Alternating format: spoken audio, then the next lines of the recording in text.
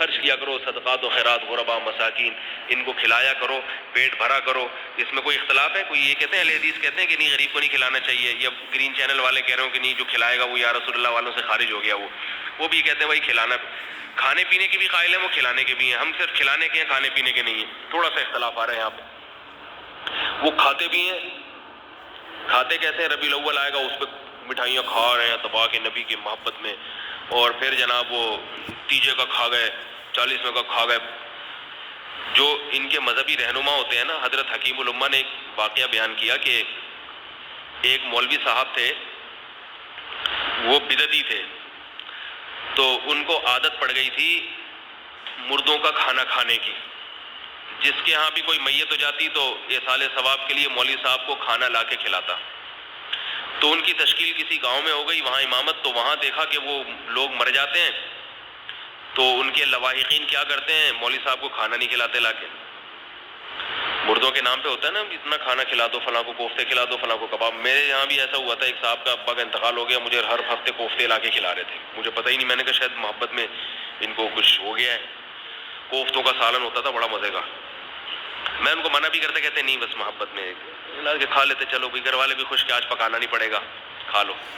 مجھے ایک دن خیال آئی یہ ہر جمعرات کو لے کر آتے ہیں.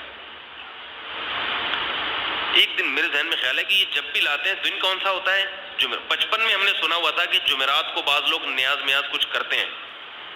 تو میرا جو ہے نا تھوڑا سا دماغ میں بات آئی، میں نے کہا ویسے. اور پھر مجھے یاد آیا کہ پچھلے مہینے ان کے ابا کا جنازہ بھی میں نے پڑھایا ہے. جمعرات بھی اور ابا کا، تو میت کا کھانا تو نہیں ہے کہیں یہ.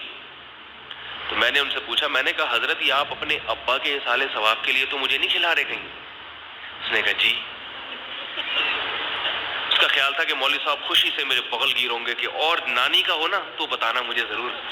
مولوی صاحب خوشی سے کہیں گے کہ جب نانی کا ہو مجھے سے جنازہ پڑھوانا، اور خاندان میں جتنے لوگ بھی مر چکے ہیں مجھے سب کا بتاتے رہنا، تاکہ مجھے پتہ چلے کہ اگلے مہینے کتنا راشن میں نے لانا ہے اور کتنا مردوں کے بس سے میرا مسئلہ حل ہو جائے.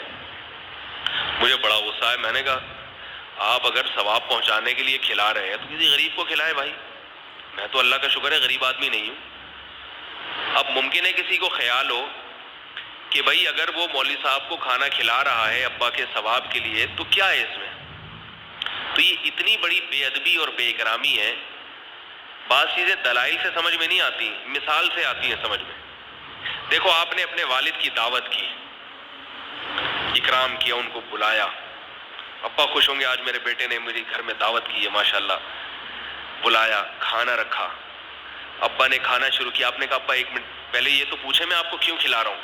وہ کہیں گے بیٹا اس لیے کھلا رہا ہوں کہ تم میرے بیٹے ہو، تم نے خیال ہے کہ چلو کبھی کبھار ابا کو بھی کھلانا چاہیے، ساری زندگی ابا نے کھلایا تو آج ہم ابا کو کھلا دیں، یہ خیال آئے. بیٹے نے کہا نہیں، اصل میں دادا کا جو انتقال ہوا تھا نا ان کے ایصال ثواب کے لیے میں آپ کو کھلا رہا ہوں. ابا کو اپنی بے عزتی محسوس ہوگی کہ نہیں ہوگی؟ گفٹ جب ایک دوسرے کو دیتے ہیں، تحفے جو دیتے ہیں، اس میں یہ نیت کرتے ہیں کہ فلاں کو ثواب پہنچنے کے لیے میں آپ کو تحفہ دے رہا ہوں، ہے بھائی؟ ایزی لوڈ جب کراتے ہو تو یہ بتاتے ہو کہ میری امی کا انتقال ہوا، ان کو ثواب پہنچانے کے لیے 100 کا بیلنس ڈال رہا ہوں اس میں. ہدیہ، تحفہ، محبت ہمیشہ عزت دار کو دیا جاتا ہے، جس کو آپ اپنے سے زیادہ عزت دار یا اپنے جیسا سمجھتے ہیں، محبت بڑھانے کے لیے. ثواب تو ملے گا آپ کو، اس میں بھی ملے گا. اکرام کا ثواب کیوں نہیں ملے گا؟ لیکن اس میں اکرام کا پہلو غالب ہوتا ہے، صحیح ہے نا؟ اکرام کا پہلو. اور جب ایصال ثواب کا ہو تو اس میں اکرام کا پہلو نہیں ہوتا، اس میں صدقے کا پہلو. آپ اونچے ہوتے ہیں اور غریب نیچے ہوتا ہے. تو اس لیے ابا کو صدقات و خیراتی رقمیں دینا اور یا علماء کو اس طرح سے ثواب پہنچانے کے لیے چیزیں دینا یہ غلط ہے. اس میں علماء کی توہین ہے. عزت دار آدمی کبھی بھی یہ چیزیں برداشت نہیں کرتا.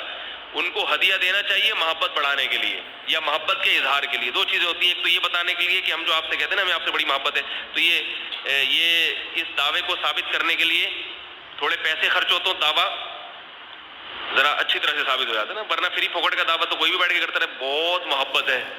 وہ ایک واقعہ تھا نا، ایک آدمی کے کتا مر رہا تھا، یہ موٹے موٹے آنسوؤں سے رو رہا ہے.